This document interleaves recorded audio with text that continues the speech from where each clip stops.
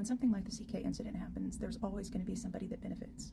You follow the money and you follow the power. And CK is worth more unalive to Turning Point USA than he was living. That's not my opinion. According to Turning Point's 990 financial disclosures, in 2023 they were operating in a deficit. Their total expenditures were around 91.3 million, but the revenue for that year was 81.7 million. They were operating at a loss. In 2023, with their 35% of their revenue in 2023 was dedicated to travel, but keep in mind that 98 to 99% of their revenue comes from grants and private donations. The donors were getting spooked.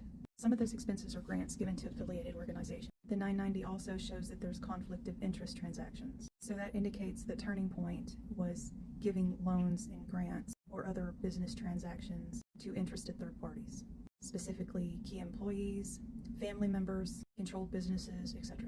So to break that down, luxury travel and perks for leadership, related party risk, high overhead in promotional activity, declining net assets, and transparency and best practices. All of those with red flags. With the 2024 990, there's some things that I could not find. Like it doesn't show charter travel. I didn't see anything on related party business transactions. There's really no detailed compensation breakdowns with this one, so there's some stuff that's missing.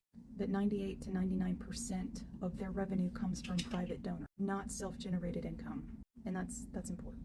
So outside of those financial disclosures, there are some other benefits for Turning Point. One of those being the martyrdom effect. CK is framed as a victim of political violence, so a rallying symbol. That's far more powerful than a living leader. He can't tarnish his image. It's solidified, and that story can be told over and over and over again as a warning about the left or leftist ideology. They have a permanent figurehead at Turning Point right now.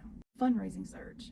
The donations are pouring in. I think the last time I looked, it's at 3 million. You can also reset Turning Point's finances, like the 2023 deficit, into surpluses because donors give more when the crisis feels existential. Membership and recruitment explosion. There's been around 18,000 new chapter requests.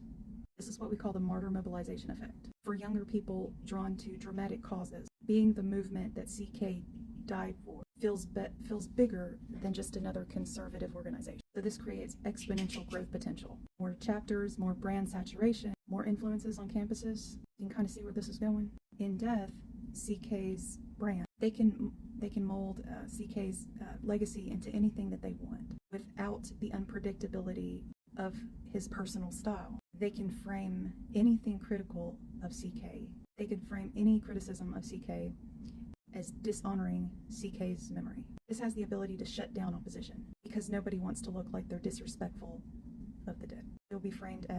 He is being framed as a fallen hero. There's long-term movement energy here, and that energy comes directly sometimes from grievances and persecution or perceived persecution. But there are some potential costs to this TP strategy. One being the loss of a charismatic communicator. Two is factional disputes. So who inherits his authority?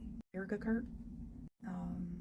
Overreach would be enough. So if TP exploits his erasure too much, even sympathizers can see it as manipulation. And if the organization radicalizes too far to the right, it's going to lose moderates. There is actually a timeline for these possibilities to roll out and to how they would affect the rest of us. And I may do another video on that one. Tell me what you think in the comments. See you next video. Maybe.